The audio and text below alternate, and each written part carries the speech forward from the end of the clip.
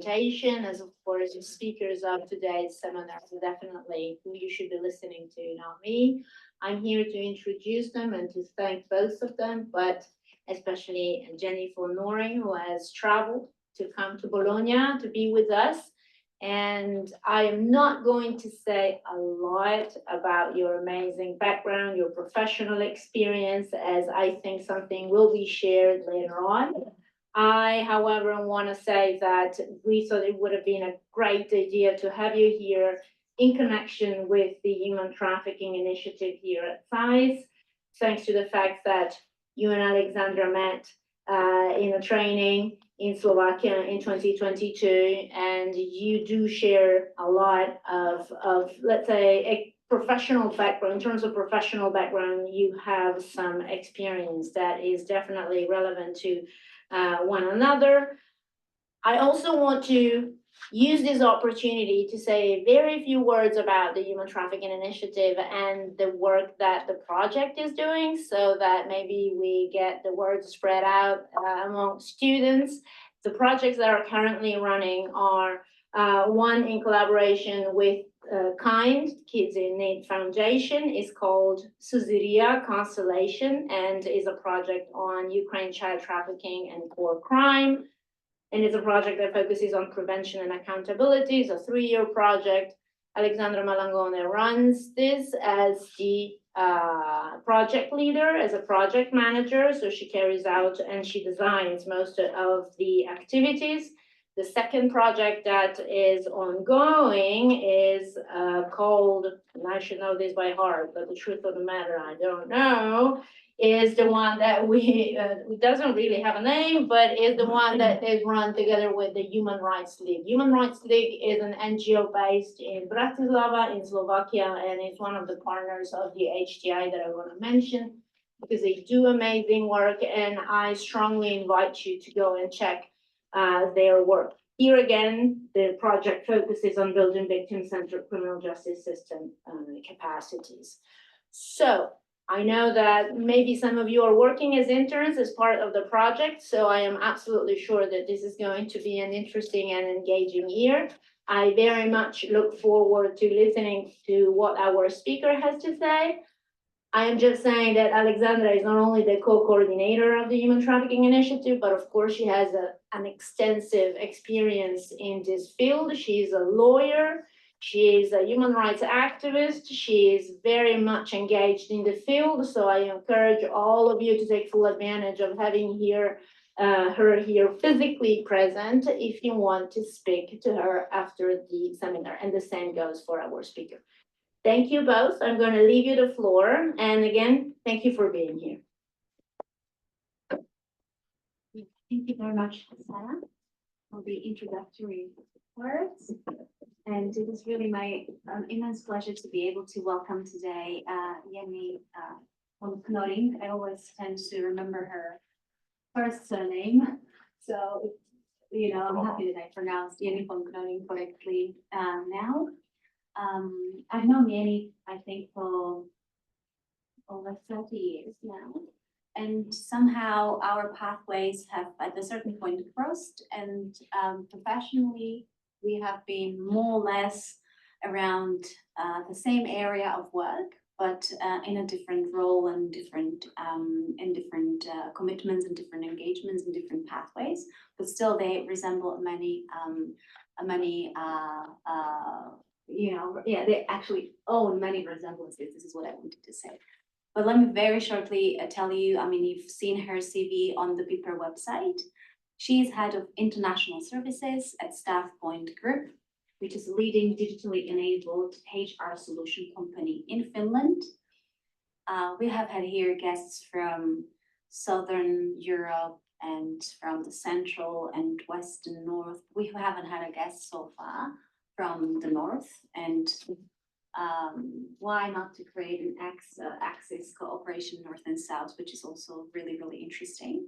So knowing that, you know, she's based there, I was saying, why wouldn't we want to hear more about the work Jenny is doing in Finland and in the Nordic countries?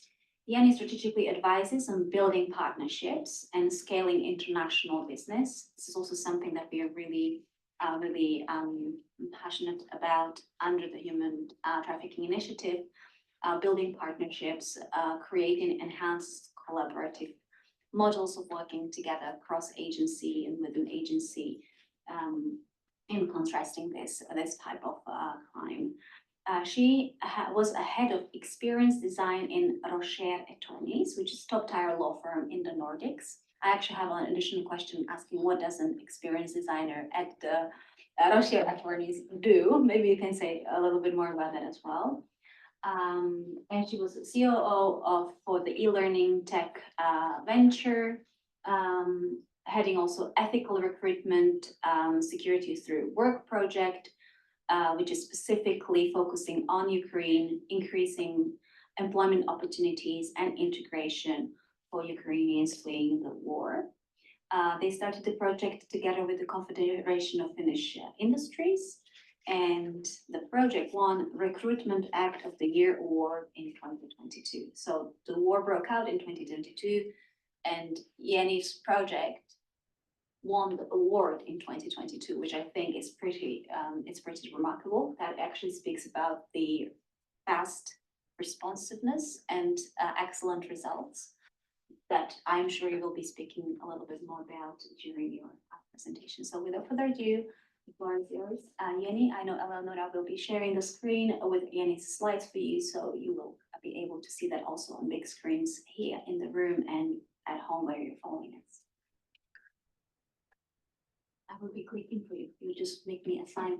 Next slide, and I'll click. So, dear ladies and gentlemen, can you hear me? Yes. Wonderful. Szanowni Panie Państwo, I'm so happy to be here today. And thank you for this great honor to come here and share my story with you. We're gonna go on an adventure together, and we have now about an hour to talk about these adventures. The whole idea is to show you, inspire you, not to dig deep in those. That we will do after today. So point is, I'm here for you. I want to show you what's possible, what good can come out of when you work together, cross-border, holistically, everybody together. Seriously, anything is possible. So that's the journey today, okay? Perfect. So, good.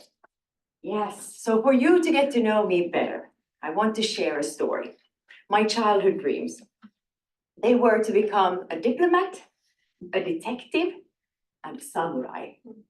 And I actually feel that many of these things have come to life through my career and life, because a diplomat, they build meaningful networks and they build bridges across nations.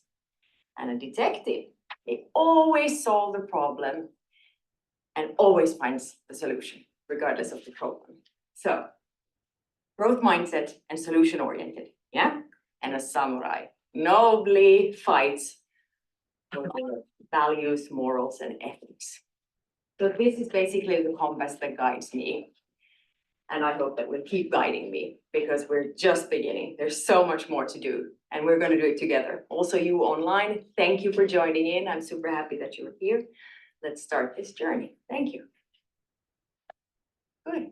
So, what we're going to talk about today are the three first things: where it all began, how it all developed, and what we need to do. That's what I'm going to talk about. And we're going to look at it from a perspective where always the individual is in the middle. We go from community to society to corporate world. And in the end, we're going to bring it all back and together find the pathway to dignity via our discussion. And as I said, this is just the beginning today. I have a good tingling feeling that good things are going to come out of this session today together with you. So, are you ready? Perfect, thank you. So, where did it all begin? The horrible war, or actually the second part of the war, if we're going to be honest, broke out, and I watched the news for 2 days, and I realized I have to do more. I just simply have to do something about it. And luckily, I was in a position then. I was focusing on coaching a top athlete, Olympic youth gold medalist, So I could have the possibility to call the team and just say, I need to take 1 month time to just focus on this. And what happened is that I actually saw on Facebook a small group, it was a family, going to take their things to the border to Poland and give it there to the huge queues that were with women and with children and so forth, so that they could have it a little bit easier. So we grabbed everything we had at home, and I called some friends, filled up the car, all the tents and sleeping bags and anything that could be necessary in the cold. And I drove it there to the point of donation. And when I came there, the pile of donation was so huge that I just realized they're gonna need help. And that's where it began. And luckily I was in such a position so I could take the time, and this is what I was focusing on constantly. And I have to say that my biggest thank you goes to my family, because they were the enabler for me to be able to put time to this and try to make a difference and try to give something back. So what happened? So these are the results from the first 6 weeks from a couple of projects. And that small tiny group on Facebook actually turned into something quite big. So in a moment, we had over 47,000 members, eager volunteers, people wanting to help. They felt the need and an urge to do something as well. So that's what we did. And we sent in a lot of material, but we also brought out the Ukrainians. So through 2 projects, we actually got over 3,300 Ukrainians evacuated into Finland. And as you can see here on the picture, it was rather a massive amount of things and material and humanitarian aid that we sent in. And if we move forward, here you can see some things that we sent in. So aid material, protective equipment, electricity generators, water purificators, what is essential things for a quality of life in a situation of crisis. So to hospitals and to many different places, we then sent these materials. And now, of course, the crucial thing is, because we were just normal, ordinary people doing this, but you can't do such a thing alone. You need to have cooperation and holistic cooperation. And that's what I want to show you. Good planning and cooperation. And the key is to work together with the authorities, because there are so many things that you might not be aware of. Or for example, you need to check that in all this willingness and eagerness, that there are actually not mistakes happening involuntarily, so just because of ignorance or because rules and regulations have changed. So what happened then is, actually, take that one. Good. Yes. So people in need, psychosocial and trauma issues. These are the things that we have to look into, that when we bring out people from a crisis, there might be trauma. There are children that have seen things they shouldn't see. And we don't know if the destination that they're going to is actually the place that is safe for them. So on these buses, we made sure that there were doctors, nurses, social workers, and translators, so that the first point of contact when they came was a safe one, and that there was somebody that understood their language. And of course, human rights, very, very crucial thing. So preventing human trafficking. And here the liaison with the authorities was very crucial, and especially with international humanitarian organizations. They are on site, they have the network, they know what needs to be done. And also we need to be humble enough to understand that when we are ordinary people volunteering, there are things that we might not know or understand. So always educate yourself. Always be humble enough to ask for help. And here I have to say a big thank you to Alexandra. It was very good to be able to know about her and know her fantastic expertise and be able to call, what do I need to know? How can I make sure that we actually prevent human trafficking? Yeah, I remember we were discussing this in the beginning, how do we make sure that the humanitarian aid goes to whom it is supposed to go? How do we make sure that organized crime doesn't infiltrate into humanitarian response? How we are making sure they're filling in any loopholes that we may have if our reactions may be perceived as delayed or may be perceived as not precise. And we don't have standard operating procedures, we don't have trained staff, we don't do the due diligence because we presume that nobody would be at the dawn of the outbreak of the war thinking about making profit out of people who are in such terrible situation. Unfortunately, we all know that this is something that is happening. It's been happening in crises, in emergencies, and catastrophes, and war creates those business opportunities. So these were also discussions we were having with Jenny in the beginning of the conflict. So it is. Thank you. And of course, as Alexandra said about goods and aid, there needs to be a good risk mitigation plan, and also you have to be aware that everything can be bought. If there is corruption, you can always buy reports or safety measures or certificates. So you cannot afford to be naive. Everything needs to be checked and double checked. And of course here involve customs to declare material and aid, make sure that the right things are going through, that there's nothing hidden there. And of course, all the chauffeurs, that they have a detailed safety and guidance instruction on what to do, when to do, and how to do it. So there's just a lot to keep in mind when driving big humanitarian aid operations or any project actually that involves people and a crisis. And then there is always the unexpected. So what then happened is, of course, that many Ukrainians wanted to bring with them their pets, which is natural. I would do the same. But what we didn't know is, for example, that in Ukraine at the time, there was a certain parasite that we do not have in Finland. And please don't quote me on this one because it was a long time ago, so I don't remember quite which it was. But anyway, there was this bacteria or parasite that was not at all welcomed, because if these animals would, for example, then go to the toilet in the forest, then actually that parasite or bacteria could come and contaminate the whole berry industry. So suddenly we had a new risk that we could have never taken into consideration. So this is what I'm saying, you have to be humble enough and just aware. And yet again, my biggest thank you to the authorities, because that way we could call to veterinarians and make sure that we also inform already the people on the buses or already before they entered. Because what we noticed during the war, that if there was attack on a certain place in Ukraine, that within 2 days, these people moved to the borders, and within 5 days, they were in Finland. So it was moving quite quickly, and it was chaotic because it was a new situation. Yes.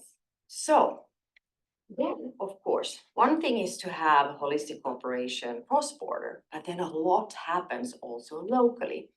And here I was lucky enough to get to borrow a storage unit where I could collect donations from companies. And there I created this free shopping concept for the Ukrainians. And the whole point was that together with my family, we drove them there and they got to choose whatever they needed, material. And at the same time, we were discussing, how does Finnish society look like? How does work life look like? How to integrate into the society. And I mean, this is on a micro scale, but this is what we did. And yet again, I have to say a huge thank you to my family, and especially to my mother. She was there, and she was also a translator. So I have origins from Slavic country, so Slovakia, which has been a huge benefit just to understand the languages. And I'm lucky enough to have so many languages that I have, because they were the key. Every language is a gift. And in this case, it proved true again. So creating this free shopping and just making people feel relaxed. I didn't want them to have the stigma of being a refugee, of being looked at or pointed. So this was done very discreetly and we drove them there. And once when I came after a family and we said that we would meet at the parking place, there came this car. And when I stepped out of my car, the other car was actually filled with bullet holes. And when I looked at these Ukrainians, they were gray. I have never seen people look like living ghosts or zombies. And that's what hit me, that what have these people been through? And I have to be very mindful now that I am able to create psychological safety for them and not make the situation worse. But actually in the end of that session, when they had been at the storage, chosen what they wanted to, we had the nicest hug ever. And I will never forget that moment when I saw how cheeks were rosy and eyes were shining. And just because of a genuine encounter, I didn't do much, but they got something that was different than just donations. Yeah, in terms of donations, it's also an interesting point that we connected on, I remember back then. And myself from the position of a person who was on the Slovakian-Ukrainian border within a few days. So Slovakia and Ukraine have a small border, but it's immediately the first country together with Poland and Romania. What we saw was completely disorganized transport of a lot of humanitarian goods and donations coming from Western Europe, where everybody was maybe geographically more far away, but they wanted to feel at least I have to do something, so I at least have to send something. There was humanitarian aid sent in a non-coordinated way. It was not reaching the people it was supposed to be reaching. It was causing huge problems on the border, in the hubs. There was aid lying thrown in areas which, if the donors in the countries of origin who sent that donation would have known, they would have never. So Jenny, when you were telling me about all that massive amount of humanitarian aid and saying sending in, it's an operation, it's a huge logistical operation, as you say, because you really have to be liaising with people there on the ground, for example. So the idea to create this place, this room where you had those donations and you were able to already give it to the people who were already actually in your country was something which I find very knowledgeable, something very, very precise, something very thoughtful to do in the context of really thinking how do we do it so that we make the most out of it for everybody. True. And of course, we had to have several storage units. This was just the tiniest one, but it was there and it was local. And of course, we distributed it through other organizations, always to make sure that as many safe channels are involved, because you cannot transport the amount that we did. And then of course, when you have hospital machines or aid or things like that, then it needs some kind of special transportation. You don't just throw it in your car and go driving. But yes, another thing that was wonderful was also that within another NGO, we brought the whole Ukrainian Paralympic team and their families to Finland, to this sports center, and they are there still. Wonderful, wonderful people, I have to say. And it hit me there when I listened to the stories they were telling is, for example, one man had to hide in his apartment building, and he was forced to be in the basement for quite some while because of the bombardments. And then in the end, there was nothing left to eat, so that he had the choice. Do I stay and die or do I move? And his solution was that he drank the water from the radiator. And I don't know if you know how water looks after just 1 week from a radiator. We just had a plumber at our house. He poured it out and it was black like oil. It was disgusting. And still, this is what you do when you need to save your life. It's instinct. And he's here and he's safe. And these stories, there are so many of them and so many lucky encounters. So to move forward, here is actually something I would like to recommend for you. This is an organization that I cooperate with, Caravane till Ukraina, the Caravan to Ukraine, and NGO, fantastic local activity. But what makes them unique, in my opinion, is that they have this high school students for Ukraine program. That means that they have created this course, educational course about democracy, about project management, about fundraising. And what they do currently is that they are collecting money for donations to buy an ambulance. And this ambulance, they will drive down together with the caravan to Ukraine to give it on site. Now, what could be better learning and teaching? This is how we create the future generation that hopefully will be much wiser than our generation. So I have faith in all of you students here today and all of you young people online. You are the key to the future, and we're here to help and support you. So check out this one and please join in and help. Then something else is global humanitarian aid. And as we see, for some reason, the slides have been jumping, but we shall not be mindful, or it doesn't bother actually. The point is here that I am a Dame of the Order of the Sovereign Order of Malta since 10 years, and they do fantastic work. And what I love about this organization is that they help regardless of race, religion, origin, or anything. The point is just to see the human and find the dignity in everyday life. The diplomatic action is rather impressive, I have to say. So many countries that they have diplomatic relations with and permanent observer status in the United Nations. And then in the network, as you see, it's rather big. You need to have men and women to actually be locally on site, globally doing the work. And here you see the numbers. This is key figures from 2023 in Ukraine, what they have done. And when we move forward, we look globally. Here is the key figures from last year globally also. So we can make a difference, and we have to make a difference, because with freedom comes responsibility. It's that simple.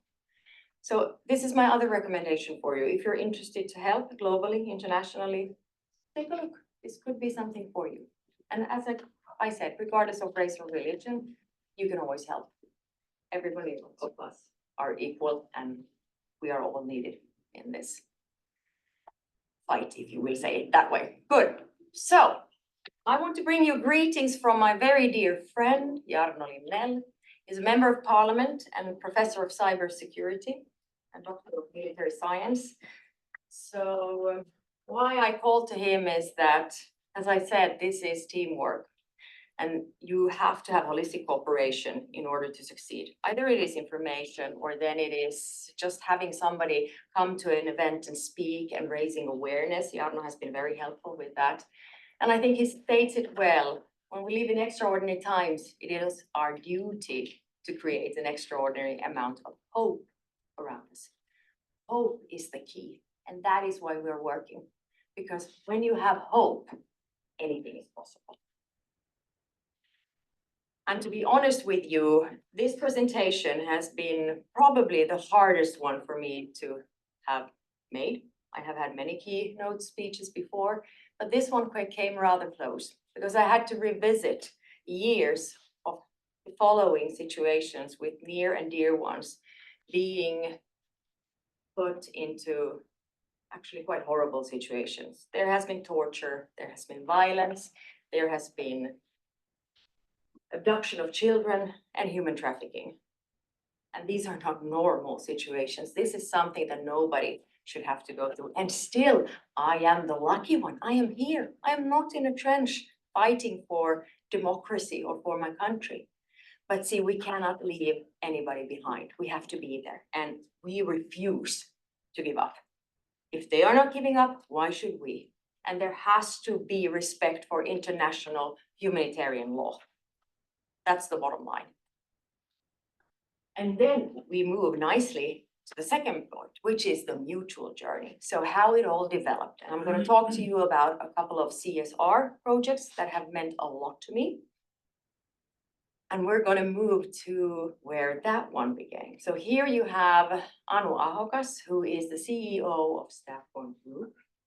She's actually the mother of this idea and concept. And she was in the board of ECO and discussed with Jyri Häkämies, who's a former Minister of Defense as well, and has also a very impressive career behind him. And in front of him as well. So these two came together and decided that we shall make a pro bono project. Everybody concentrates on what they do best. And in this case, StaffPoint is a staffing and recruitment house. So creating jobs, making sure people integrate into society, and making sure that the companies who are hiring these people are good ones. So here you see in one way the mother and the father of the initiatives, and I'm very grateful to both of them because they did something more. It actually had a meaning. So what was this CSR project then? So security through work, or työstä turvaa in Finnish, was launched, and at the core was to raise human dignity through safe work.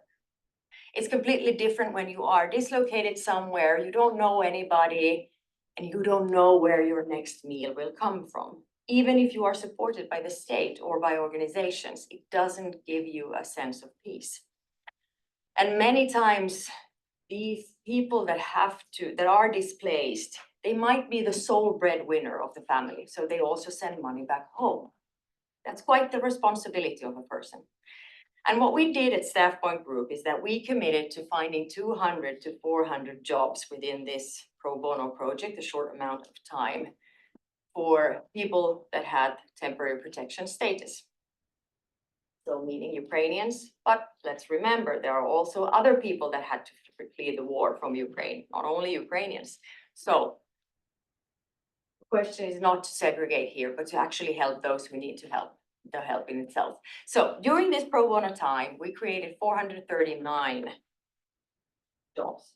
And of course, since then, we have created several hundreds more. So this is ongoing. This is a safe, ethical recruitment channel. And we have had many companies, 120 companies that are involved and want to help. And I have to say the hugest thank you, because I know that many of you are online. Thank you for being a part of this. You as well. Hugs. Let's continue. Good. Jenny, can I ask you a Yes, question about the absolutely. pro bono period? Yes. Can you explain that a little bit better? That means that we will do what we know, our professional work and time and whatever is considered needed for it. That is what we contribute. So we do everything that's needed and On a volunteer basis. basically, yes.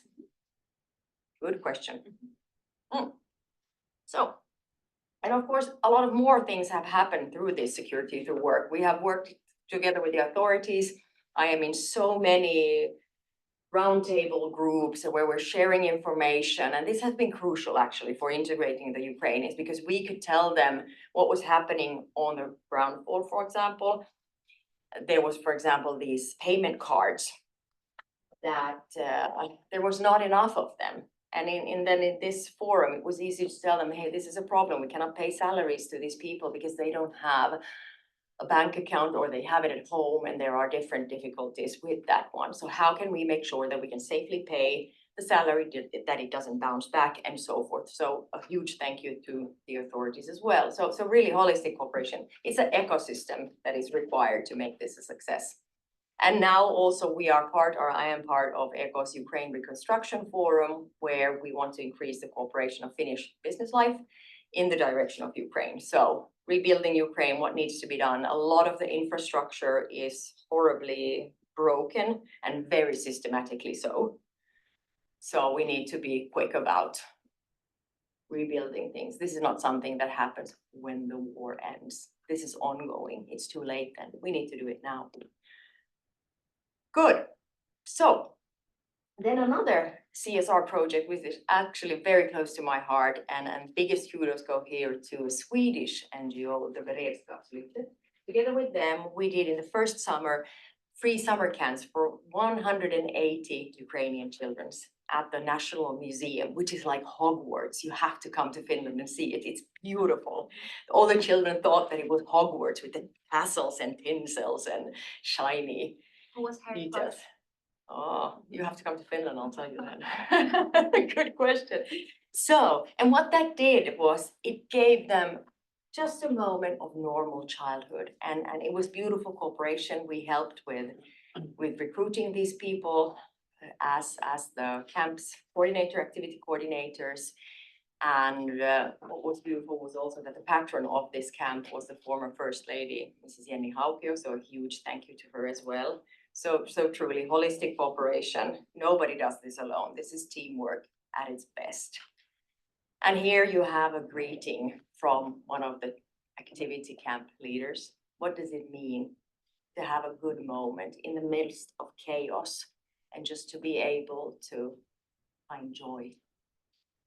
I'm gonna let you read it.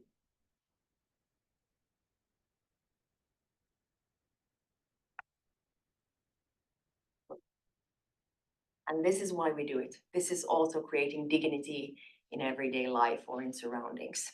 It's all about the individuals. You have to see the person. Not a refugee, it's not a migrant, it's not a Ukrainian, it's an individual. And everybody's unique. So we have to be very mindful about the danger of one single story. And I'm gonna come to that a little bit later.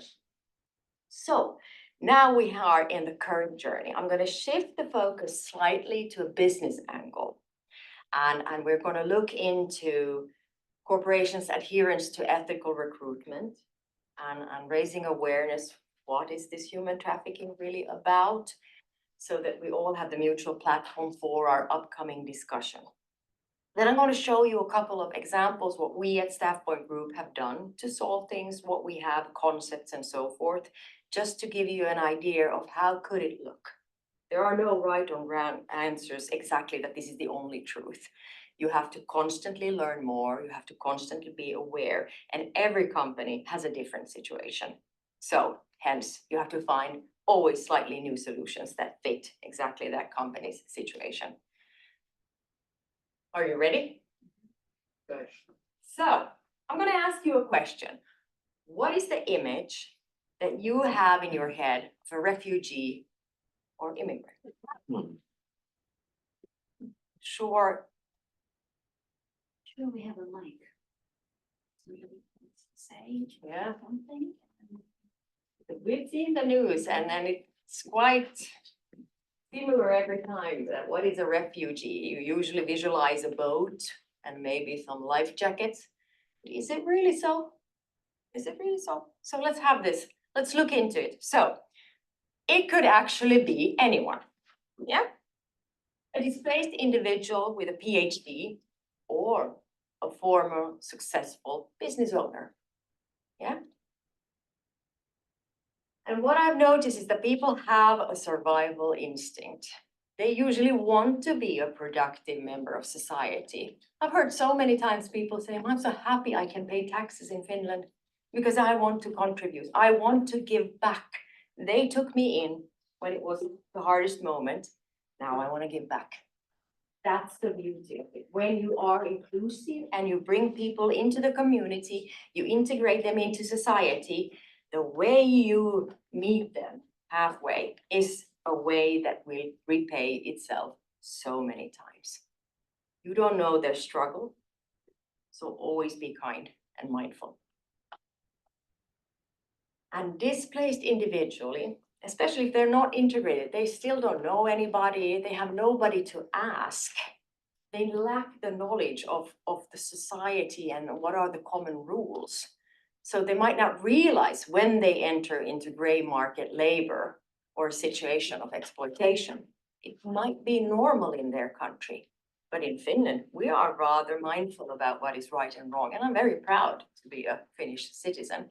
It's a good country to live in, and I'm lucky that I was born there.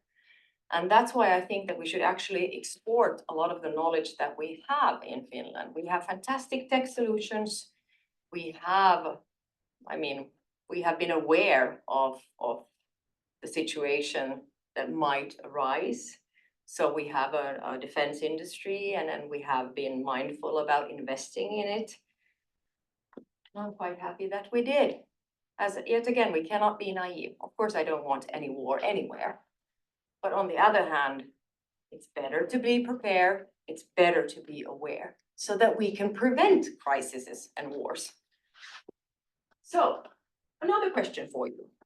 What do you see when you hear human trafficker? Could be anybody. Yes, correct. It could be anybody. And that's actually the horrible part of it all, because I was in the phone in the beginning of the war and I had these pictures coming up on my phone. Have you seen her? Where is she? There are guys with brown leather jackets on the border picking out women like this, like they are candy.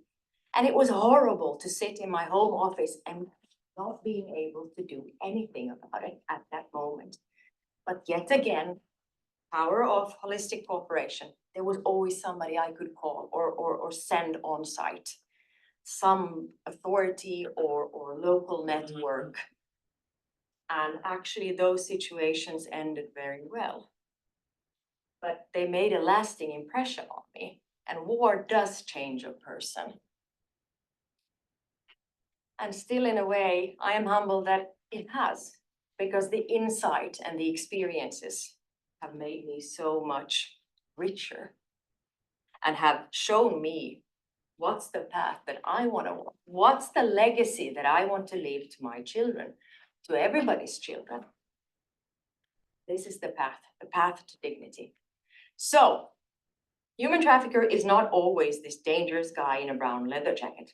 Could be, but it could easily be a child that lures another child, especially in encampment situations, or a woman in smart business attire. You never know. And what has shocked me also is that the victims are usually told that, yeah, go now, pay later, not a problem, you don't have to have the money. And they're snapped. Yeah. And sometimes it even starts free. But the exploitation always waits around the corner when they arrive to the next place or when they arrive to the next country. And this is a situation that could entangle them for years. And here we will have in the discussion, Alexandra can tell you more, so please ask questions because she's brilliant. No, I just wanted to say at this point, it doesn't end with the exploitation. What is the purpose of it? It's an income generated activity. You're generating a lot of income. What do you do with that income? You need to reinvest that income and you want to be enjoying that income. What does that mean? It's a business model. It's a predicative criminal offense because you have to launder what you are producing from your illicit activity of exploiting people through work, prostitution, criminal activities. Think about it. I mean, creativity of the human mens rea is immense. You can think of anything, so to say. Just imagine it and make it happen. But the ultimate goal for you is to be generating profit from this. Exactly in the situation where the people mostly need some sort of help. And of course, war conflict is no exception to that, unfortunately. So it is. There are always those who want to profit of a crisis or a war situation. And here I have to say that human trafficking is a form of modern day slavery. So, and it's a market-driven business, remember that, exactly as you said. So, emerging trends is what I've realized now when I've delved into this is that there is sophisticated technology and tools for attracting victims. So there are digital recruitment platforms to control and lure individuals with a promise of work. And it's so easy to create and spread false news with AI, for example, social media platform, fake videos, whatever it is. So the person in it might not always realize that they are a victim. They might think this is a legitimate recruitment platform. And even the recruiting company might not realize that there is something fishy going on because it looks legit. It's a digital recruitment platform. It fills all the criteria. So, and then specific vulnerability. This is also a trend that I find quite interesting is the gender dimension. Of course, we know that women and children are at a risk when it comes to exploitation and human trafficking. But what I find interesting is that young men in Southeast Asia are lured with promise of work. So this means that they and their families are bound by debt. They think they're going for work, But then, somebody takes their passport, somebody takes a huge chunk of their salary, something happens behind. So we cannot be naive. And this is the responsibility, I would say, of everybody, especially those recruiting. You have to be aware of your whole pipeline. So good to know is that human trafficking, it's not something ominous, or it is actually ominous, sorry, it's not something abstract. It is everywhere and you have to be aware. It's not this image that you might have from the news of a refugee sitting on a boat. It's sophisticated, it's infiltrated, and it's lucrative. And as long as it makes money, it's gonna get more and more sophisticated. So, and then also good to know is that climate change drives trafficking. So displacement due to extreme weather, floods and desertation, this is something that we will see much more of, and people are forced to adopt dangerous methods to survive. And some can be illegal immigration or some can be early marriages, but it all has consequences and we need to be aware of this.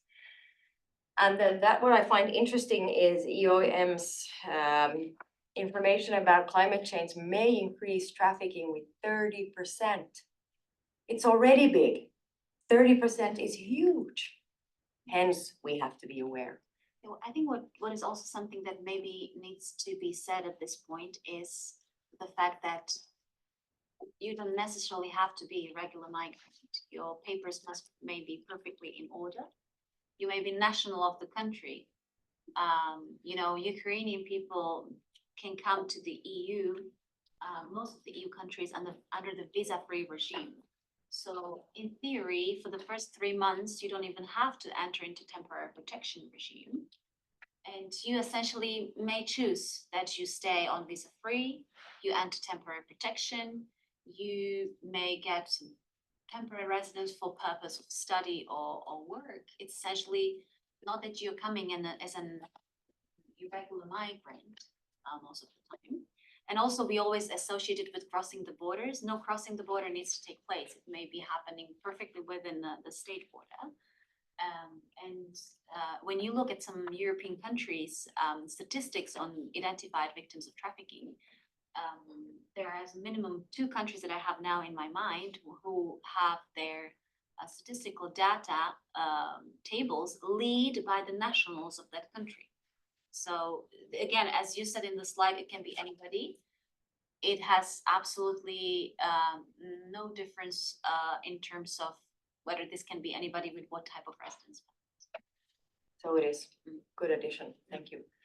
So network of criminal activity is vast and it is lucrative.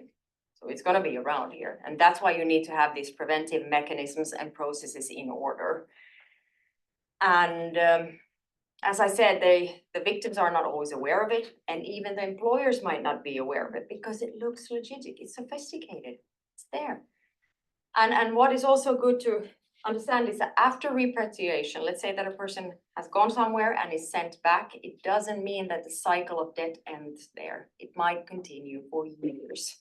So, and one thing is good to know that there is not enough documented data to impact this cycle. The system is broken, but we'll come to that one as well. So now I'm going to focus here on the last amount of our time here before we enter the discussion together is that key actions for corporations to combat human trafficking. And these 4 elements are things that companies can do themselves, by themselves, more or less, or with some partner, but you can start here. So one is, of course, the comprehensive policies. There needs to be clear anti-trafficking policies, including specific language and consequences. And training is always important, training and awareness. So focus on recognizing indicators and the importance of staying aware. Everything is moving so rapidly, technology is evolving rapidly. That's why you're never done. You have to continuously evolve. Even if you have the best process today, it might be old tomorrow. So even if you copy somebody's process today, it doesn't mean that you're on top of the game. That's why you need to have the right partners with you that actually are on top of the game. And then, of course, due diligence in recruitment, rigorous vetting for subcontractors always require proof and standards from your partners. If you're using another company, to help you with recruitment, make sure that they have in place the processes and systems that needs to be there. And you have the right to demand it as well, because you need to work together. So, and then of course, the fourth one is reporting mechanisms, confidential channels to reporting on concerns and such, and after checking. Then we have number 5, 6, and 7, which is things that you need to do in cooperation, either with authorities or organizations or by some kind of external solutions. So monitoring and auditing. So conduct regular audits to mitigate risk. And here it's good to use third-party auditors, or somehow you need to also audit yourself. I find that this is very important, that always look at your own processes and make sure you get objective feedback. If there is something, you need to fix it immediately. And it might not be a big thing, but you need to be humble and listen.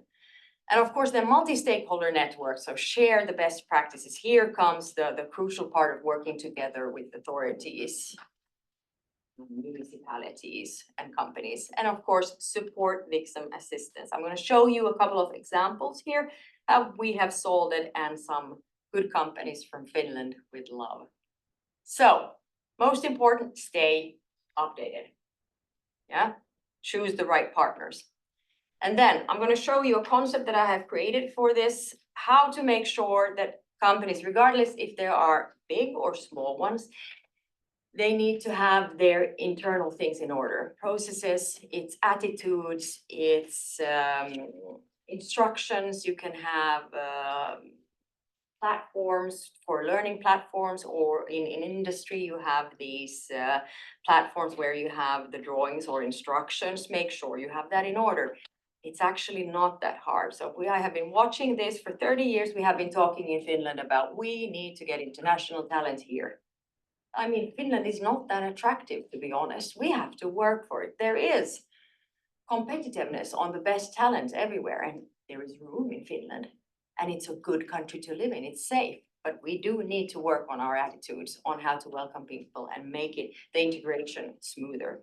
And one thing is, of course, where we can help from StaffPoint Group is that we can come in and take a look at what's the maturity level, what's the readiness of the companies. I see HR that are struggling with, they don't want to take here in, or they are afraid to use English. It might be anything. So you need to create this psychological safety and give the actual very concrete tools and trainings or processes. And that's how you do it. And then of course, the competitiveness part is this is happening whether we like it or not.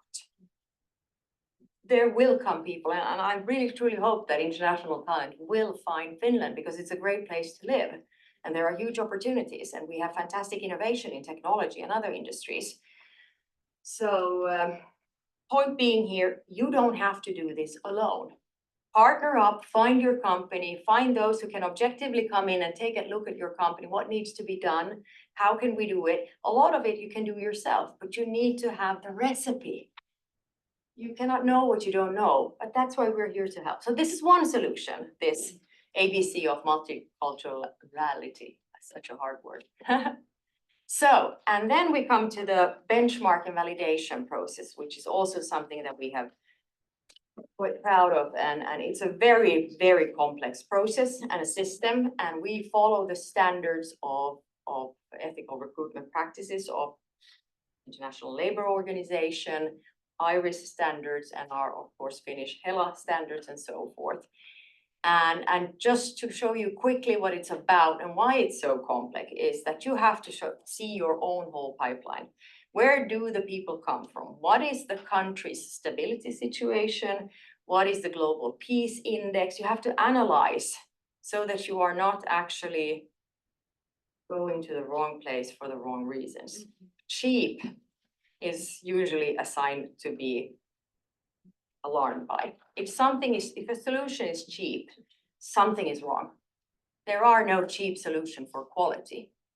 But when you do it right, that's actually risk mitigations, that's occupational safety already taken into consideration. And here also how you audit, how you partner does matter, how it's checked, how the on-site things are checked and documented. You have to have everything documented if there would be something later on. You need to be able to trace everything so that you can fix it. And preferably, you actually don't have to fix it later because you are constantly documenting, which means that you are aware of what is happening there. And also that you do this testing for the people that when they have arrived in your country and they are safe, they don't no longer are afraid that I might lose my job if I am honest here and tell. Because many recruitment agencies, they use extortion. They have people signing NDAs that you cannot tell that you have had to pay. It's more than just, some money went under the table. It's much, much more than that. So of course you have to have processes of surveillance in place and do these spot checks. And that's also a way how you control yourself, controlling that have our pipeline gone the way it should have gone.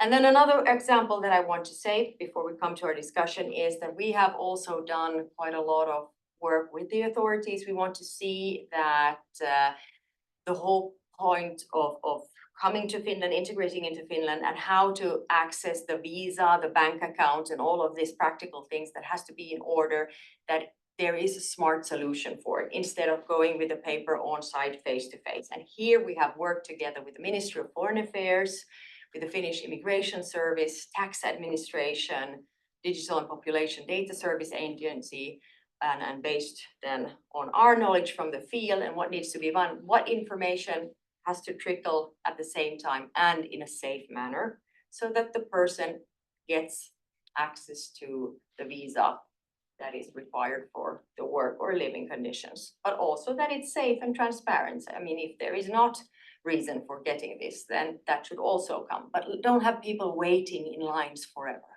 That doesn't solve anything. That will only create a breeding ground for this criminality or for desperation. Good. So now with Finland from love, with love from Finland, I want to show you this fantastic company. It's SomeBuddy, or in Finnish, Someturva. It's a digital solution for whistleblowing or child exploitation online. Some example of what they can do. And it's fantastic, the data they have. Their CEO, Suvi Usti, has written just a book about everything that they have seen through their cases. I have used this solution because we had an identity theft case and I didn't know what to do. And I knew about this solution from my time at Rocher, the law firm. And it was fabulous because I could write in the case and I got an answer that was reviewed by lawyers, by psychologists, and I actually knew I have a criminal case here. So it gave me hope. This is a fantastic solution. So I highly recommend go and check out this solution. The possibilities are endless here. And then for the second one, when we talk about peace and conflicts, we want to avoid them, we want to end them. And here CMI, the Peace Foundation that was established by Martti Ahtisaari, former Finnish president and Nobel Peace Prize laureate. This is a beautiful organization as well. So if any country out there, if you need any help in how to on-site locally, organically grow this peace building, this is the solution for you. So we are here, we made it. Now it starts on time, perfectly. So yeah, if you reach out to me, I have a small ask for you. If you reach out via LinkedIn, for example, please write a message.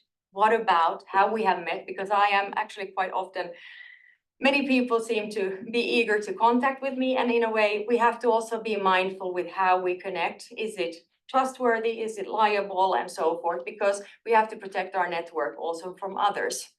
This means that if somebody, Alexandra, would be looking at, oh, this person knows Jenny, good. This person might be trustworthy. What if it's not? What if I didn't check out who this person was? So this is also how we build a meaningful network. So hence, please, if you connect, would be lovely. Write me a message so that I know what you want to talk about. Yes. Good. Thank you, Jenny. And I open the floor for the questions from you and from the audience online. In case you want to upload, you can upload, or you can save it for the complete end, whatever you prefer. Yeah, Eleonora will pass in the room in case there are questions from you. And if you have a question online, you can write it in the chat and I'll read it.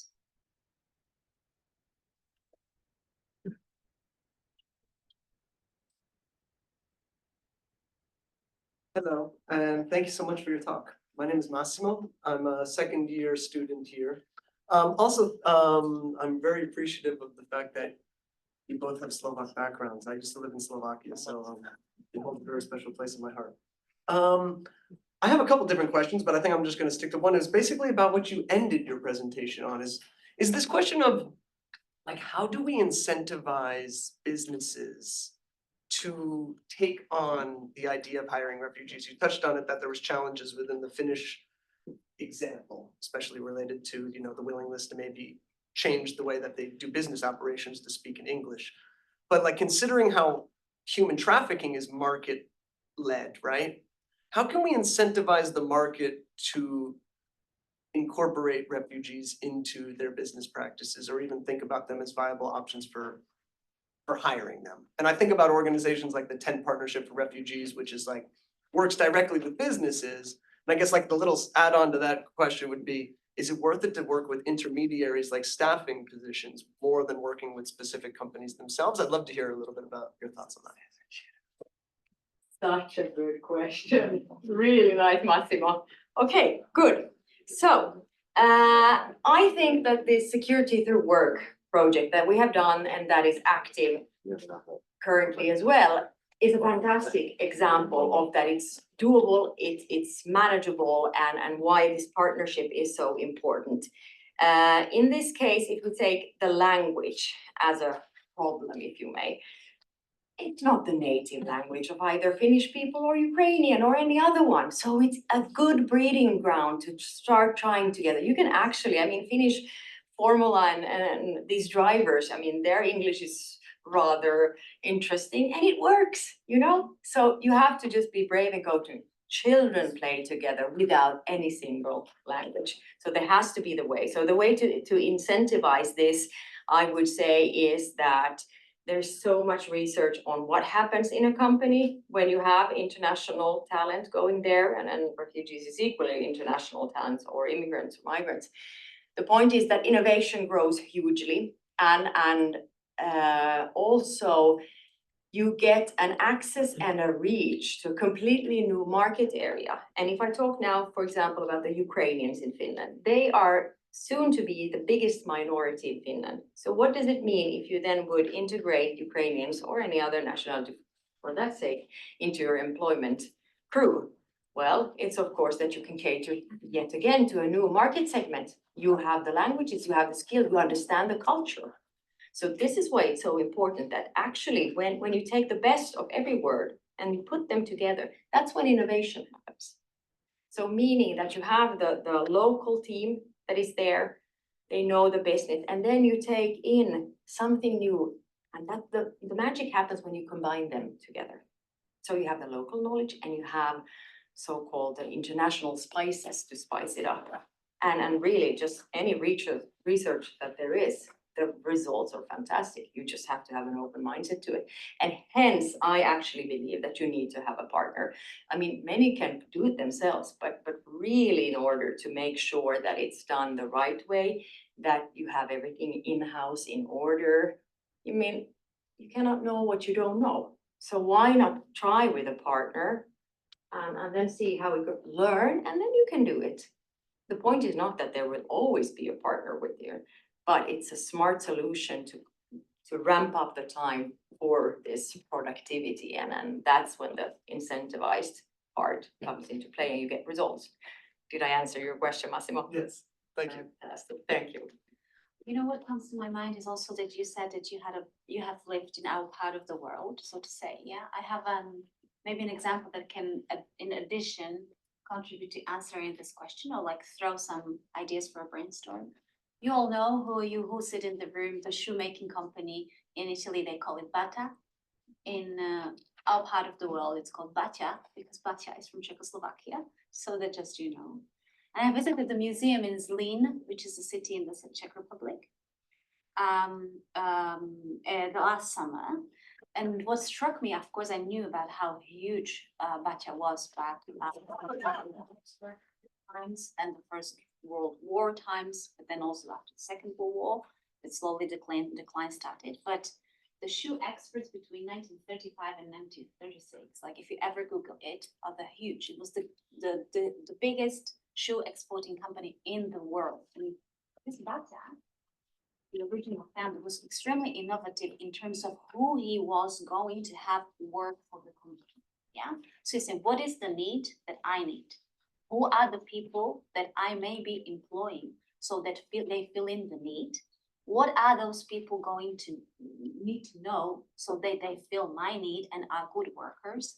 And what do I offer them in return, not only in terms of the salary, but also in terms of the working conditions and also living conditions? Yeah, so Zlin is actually a city built for a workforce, so that workforce can function there, live there, sport there, have recreational facilities there, have hospital there, have schools for the kids there. Like this was like amazing. I really recommend you to go, take a plane to Vienna and then take a bus to Zlin and go and visit. That could also give some hints on how is it that we pick the people we want to be working for. And I mind you, they were not foreigners. At the time of Austrian-Hungarian Empire, there were still people from the empire, and then there were locals. Yeah, so they necessarily didn't even have to be third country nationals or foreigners. It came from the bottom to the top. What is it I need? What is it they do need? And where we meet on the common ground. It was truly, this is a very good example because it was visionary. Yeah. This dream of Batya. They have great shoes. So super best of both worlds. But yes, good example one. So any more questions? Yeah, I have the microphone already. If I may just go ahead. Two questions if that's okay. And sorry, my name is Asher Johnson. I'm from Tennessee in the US. I'm a first year student here. I do have experience working with migrants in Greece, and that was really enlightening. This has been a very clear talk, so thank you very much. Two questions. One sort of relates to the last question. It seems to me that there's probably a tension between solving problems quickly and addressing real situations, and then also collaborating, and then there's a bureaucratic process, which is very important. You mentioned the benchmark and validation process for StaffPoint. So my question is, does this slow down the ability to solve real issues? And is that an okay compromise? And then secondly, this is more so about Finland, but I think it applies to any situation where there's migrants. You addressed this idea of repatriation. And if you are a business and you're looking at employing potential migrants, this would be a risk on your part. If your employer is potentially repatriated at some point. So it's hard to have a long-term outlook when you have migrant employees. So for Finland, do they view maybe Ukrainian migrants as staying, and how long? Are there opportunities for these migrants to stay? And then if not, how do you negotiate with businesses? Thanks. Such a good question. Good, we're going to be sitting here afterwards for a long time. I love it. Very good. Yes, Mr. Astor Johnson. It is one thing to solve problems quickly, but it is completely another thing to solve them with quality. Sometimes you have to go fast, slowly. Absolutely. In order, yes, in order to have quality.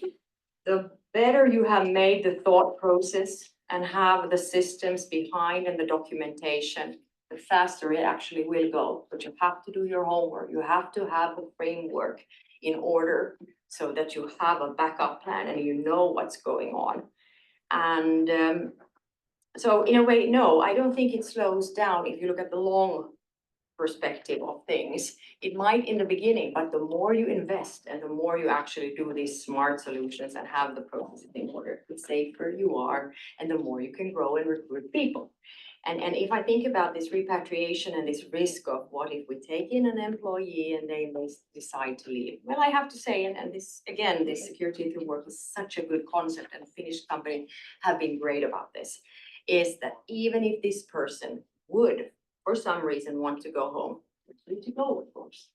But what they bring with them, in this case to Ukraine, is actually that they have been living in a country, a democratic country, where the law always protects the employee, meaning that they bring home a wealth of knowledge. And this in turn will speed up the the democratization in Ukraine. So it's very important that also, if you don't get to keep every employee, invest in them now and it will have an effect later. And what we have noticed is that if you treat your people well, they want to stay. I mean, when I was discussing with Ukrainian mothers, for example, so how do you want to do? Do you want to go home? No, because the damage that is done there is so huge. I mean, there are mines and destruction everywhere. So the whole time of rebuilding the infrastructure will be the whole time of their children's childhood. Yeah, I agree. It's going to take generations to be able to reconstruct Ukraine if and when the war ends. So this is a fact. But I would like to, hook on to what you said in terms of, I would say it depends on the residence permit possibilities. And you as an employer, as a company, need to understand if you have people working under, for example, temporary protection regime, yeah, you know that temporary protection regime for the moment is going to be in place until certain amount of time. It's basically temporary. What are going to be the residence permit options for the people after that? Yeah, and you need to be ready to discuss this with your employees, whether you are a big company and a small company. You have to have human resources department ready and knowledgeable, understanding what are the immigration options, and I think this is where it starts from. Yeah, what are the possibilities on the market, and what can then, as a also confederation of businesses, do so that on the basis of the data on the market, we see what is it that we need, which sectors of the industry we are basically not being able to cover because of demographics, etc. What is the workforce we need to be having, and how we are making sure that they are staying. If, for example, 90% of those who are working for us are temporary protection regime holders, and once the regime is over, what is it going to be meaning for them in terms of the paperwork to be able to convert, for example, that type of residence permit to a different residence permit? And what can we as an employer do to enable it for them? So for example, if there is a fee, if you have to pay a fee for that application, how much is that fee? Yeah, can that be a company benefit? Can that be a company benefit that the company now pays, they maybe don't give you a car as a company benefit, but they may pay you the application fee to convert your residence permit. I mean, this may seem something small, but usually fine-tuning is the devil in the detail question. Yeah, and most of the time it's the fine-tuning that makes the difference. So that could be one of the simple things, but maybe helpful as well, so that you are there sustainable and long-term, knowing you are having that workforce, which is already specialized, which you already have work with, which you already have trust, and and you have loyalty towards the company as well. And then actually you can change the whole question. You can bring families as well. I mean, you have one refugee or immigrant, and they are staying for a while, but the way you take care of them and you may enable the possibility for them to bring their families to build a good life. I mean, that's what we all want to do in the end. That's truly integration, to making sure that families as well can come in. And when the war ends, let's see what will happen. I hope it ends today. But I am sure that there will be quite a lot of movement, also men following their families, coming to the places where their families have been treated well. So hence, we really need to look at things. And equally, I mean, we need to go to the countries that need the help to rebuild. I mean, this is normal. This has happened in history always, that we travel to and forth, back and forth. Sometimes shorter periods and sometimes for longer periods. So. And of course, this is a huge population impacted by the trauma of war. It's something that I think we need to be realizing, whoever they are, men, children, yeah. The impact on the mental health and then on the physical well-being is also something that I think needs to be on our minds in terms of trying to create a safe environment. And it's going to take time that you heal the traumas. And you can heal the trauma only if you're feeling safe, if you're not always in hyperventilation modus of your primordial amygdala brain saying fight, flight, and freeze. Yeah. So how can you actually contribute as a company to make that happen? Really good one. So, yes, please do. More questions. I I love really good don't- questions.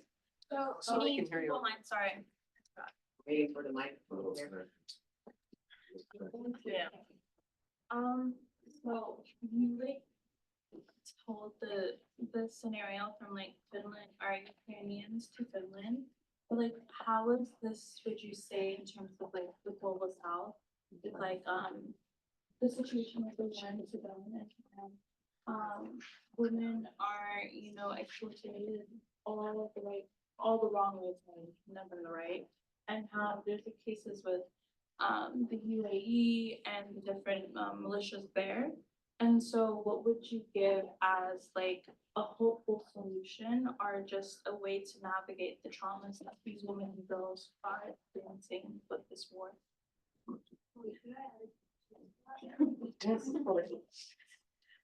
So I was actually thinking about that too. In one of your slides, you mentioned that employers need to have comprehensive policies to ensure that there is very clear anti-trafficking language. But in a lot of cases, she brought up the UAE, Dubai, places in the Middle East, they benefit from human trafficked labor. And so I was wondering if in your roles you've discussed potential solutions to that, whether it's international organizations that need to, intervene or how that works, because a lot of people are severely harmed in the Middle East. People from, you mentioned this as well, South Asian, Southeast Asian countries. It wasn't a well thought out question, but I just wanted to add to that, and I think Antonella wanted to as well. Yeah, thank you so much. By the way, we're actually interns from the Human Trafficking Initiative series, so we're very Anyways, thank you so much. I'm Antonella, I'm a first year MIR student. And so it has to do exactly with that. I was working for 1 year in an NGO called International Women's Base in Berlin. And the project was focused, this was 2022, 2023, so right at the invasion of Ukraine. And the project was focused specifically on women of color who were fleeing Ukraine to Berlin. And these were not Ukrainian women, right? And that's when everything kind of changes because they do not face the same bureaucratic processes, they do not face the same challenges. And on top of already the trauma you have, you face just discrimination, well, racial discrimination from the beginning to the end of your journey. And because you're not Ukrainian, it kind of develops into this vicious cycle. And we were hands-on working with the bureaucracy, helping these women to actually arrive to Germany and to be safe in Germany and not with the fear of being displaced again from one war back to a country that was maybe also not safe to return to. And also reporting their stories. So we were doing awareness and journalism, and I had to cover dozens of stories of a lot of women who were fleeing also human trafficking circles or were who had fled these circles, right? So my question has to do with that. How much did you have to face these intersectionality issues?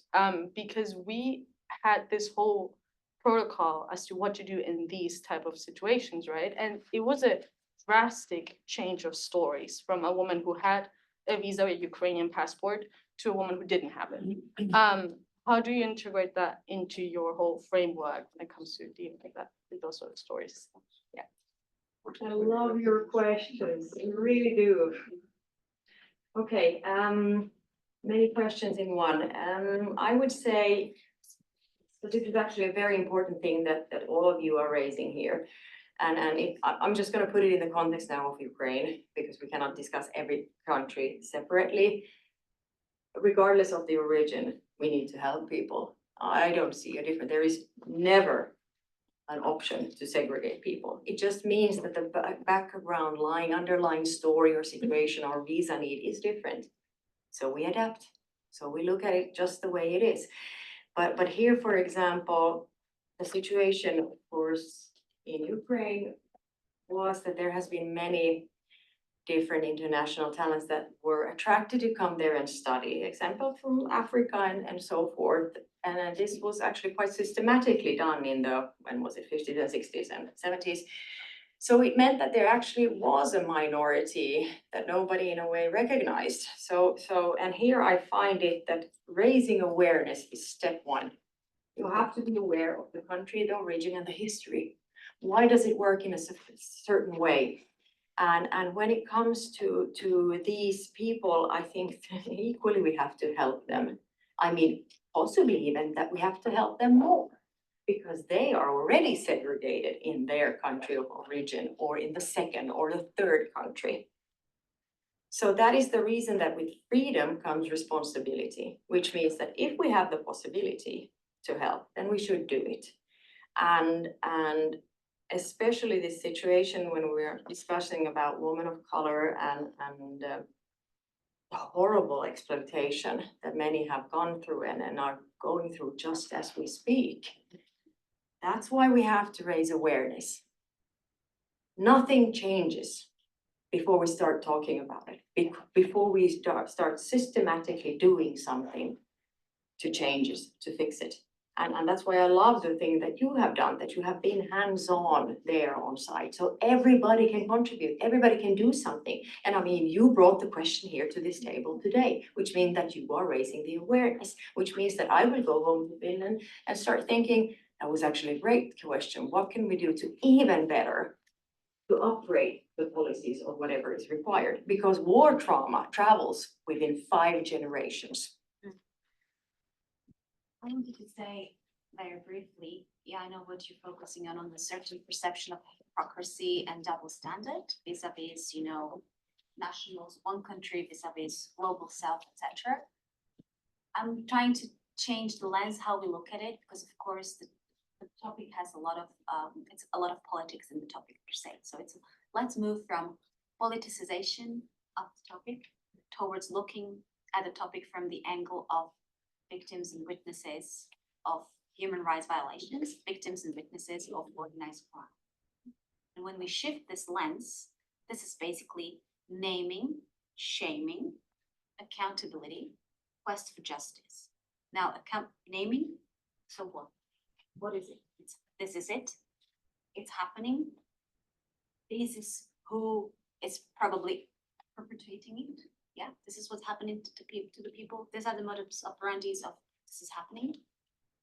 Accountability, what does it mean? It may be criminal accountability. That's just one part of accountability. Accountability can be endless ways. It's raising awareness will be part of the accountability and the quest for justice.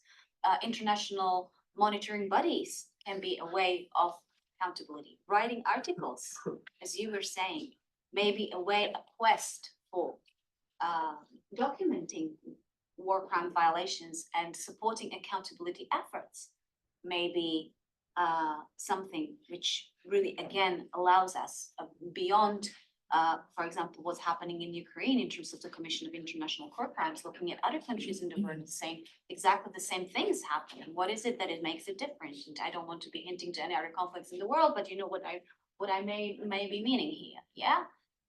So for me, what if we move from politicization of the topic to looking at the people who have suffered human rights violations as victims and witnesses of organized crime, regardless of their nationality, and let's go after that, trying to support accountability efforts. That's a kind of a hint for you, and maybe a room for thought.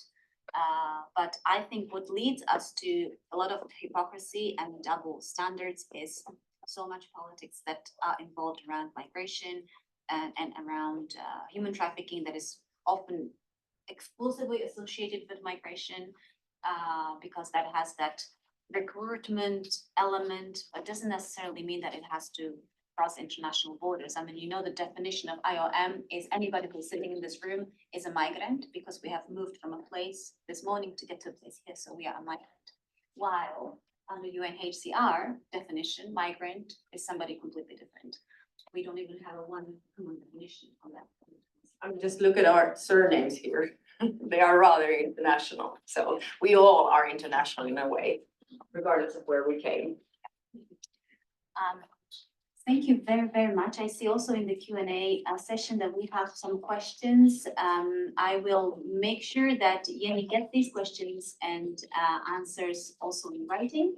We are unfortunately now running out of time already, so we need to close. I want to thank everybody who was in the room today, listening, contributing to the discussion online as well as thank Yeni for a wonderful presentation and sharing her experiences. And I hope to see you soon in 2025. 31st of March 2025 is another session of human trafficking initiative series. Goodbye, have a nice evening.